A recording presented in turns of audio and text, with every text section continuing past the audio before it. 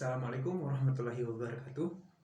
Hai, saya Panji Saputra, NPM A1G018071 dari Prodi PGSD 2018.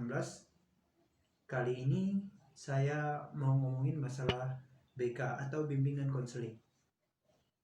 Apa sih yang terbesit di pikiran kalian ketika pertama sekali dengar kata-kata BK atau bimbingan konseling?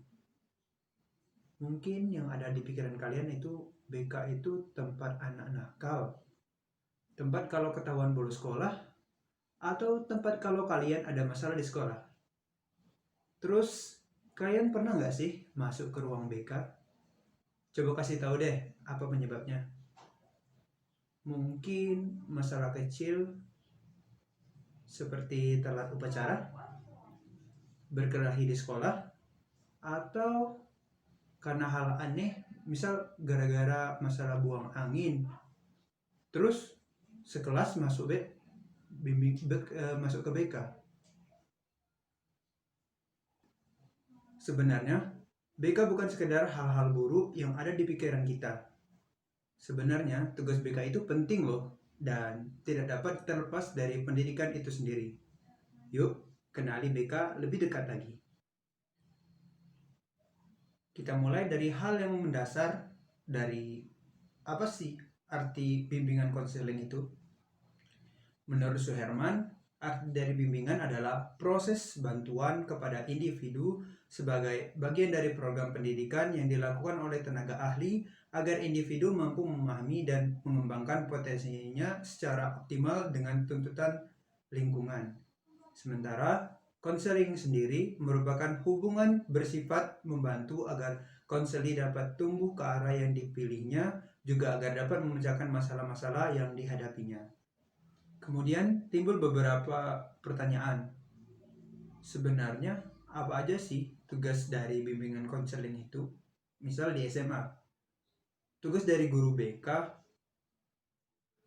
di SMA yang pertama yaitu tugas dalam layanan informasi. Informasi itu sendiri tentang informasi diri kita pribadi seperti keunggulan, kelemahan, sehingga bisa memahami dirinya dalam kaitan penentuan dunia kerja, pendidikan, sosial, dan masalah-masalah kemasyarakatan lainnya. Kemudian tugasnya yaitu dalam pengaturan jadwal kegiatan. Dan yang selanjutnya tugasnya yaitu kunjungan dan pengumpulan data informasi dari berbagai perusahaan dari PTN, PTS, sehingga siswa dapat mengetahui informasi-informasi yang penting tentang pendidikan, dunia kerja, dan lain-lain. Jadi di sini guru BK akan mencari informasi tentang kuliah di mana sih yang bagus, terus apa sih syarat-syaratnya. Terus kalau misalkan langsung ke dunia pekerjaan, di perusahaan mana sih yang buka lowongan pekerjaan, terus apa sih syarat-syaratnya. Jadi di sana kita bisa mengetahui lagi informasi yang berkaitan tentang bagaimana kita ke depannya. Jadi bagaimana pendidikan kita ke depannya, seperti kita mau masuk kuliah di mana sih, PTN mana sih, PTS mana sih yang bagus. Terus kalau misalkan langsung mau ke dunia kerja, kita juga mendapatkan informasi dari guru. Yang selanjutnya yaitu membuat peta dunia kerja di lingkungan daerahnya.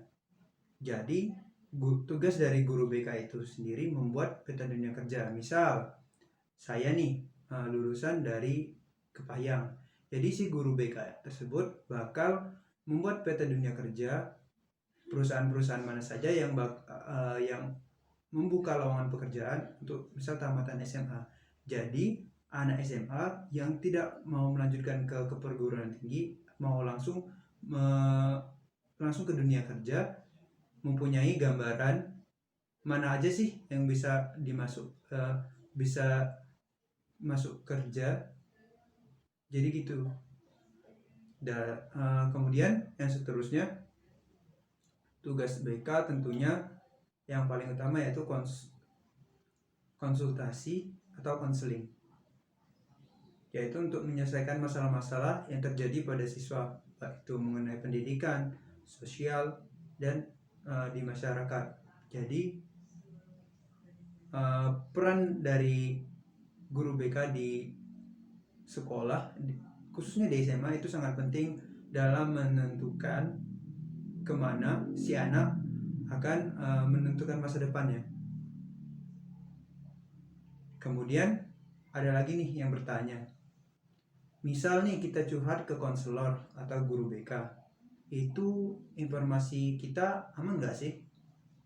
Pastinya, karena dalam ilmu konseling ada 12 asas-asas yang harus dipegang teguh oleh konselor, yaitu salah satunya azas kerahasiaan. Jadi informasi yang kita ceritakan gak bakalan disebarluaskan, bakalan aman, karena konselor bakal memegang teguh asas-asas yang berlaku di dalam konseling. Dan juga ini sebagai catatan untuk guru BK atau konselor, apabila ada siswa yang bercerita tentang masalah pribadi, itu tidak boleh informasi tersebut disebarluaskan, karena kita memiliki asas-asas yang harus kita pegang teguh. Kemudian ada pertanyaan lagi nih, ada nggak sih BK di sekolah dasar? Soalnya bentuknya nggak nampak tuh. Tentunya ada, seharusnya di setiap sekolah dasar ada guru BK tersendiri, tetapi berhubung kita masih kurang guru, kemudian dari pemerintahnya mungkin belum sanggup, jadi setiap guru SD atau guru kelas dibekali dengan ilmu konseling. Jadi inilah yang saya pelajari supaya nanti waktu mengajar, selain guru kelas, saya juga bisa melakukan konseling kepada siswa-siswa saya nanti. Jadi BK dalam sekolah dasar tetap ada, namun guru kelas merangkap juga dalam bimbingan konseling tersebut. Kemudian timbul pertanyaan yang paling penting sih. Pertanyaan, penting nggak sih sebenarnya bimbingan konseling itu? Pasti penting.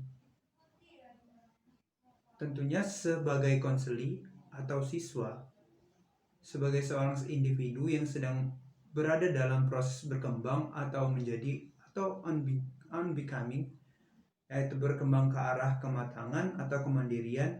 Untuk mencapai kematangan tersebut, konseli atau siswa memerlukan bimbingan, karena mereka masih kurang memiliki pemahaman atau wawasan tentang dirinya dan lingkungan yang juga pengalamannya masih sedikit dalam menentukan arah kehidupannya. Jadi BK itu sangatlah penting perannya dalam pendidikan kita. Jadi buat teman-teman sekalian, jangan takut lagi kalau mau berurusan dengan BK. Oke, sekian aja video dari saya. Semoga teman-teman bisa lebih mengetahui lagi tentang apa sih BK itu, dan tentunya stigma negatif tentang BK bakal terhapuskan. Terima kasih. Assalamualaikum warahmatullahi wabarakatuh. Jana.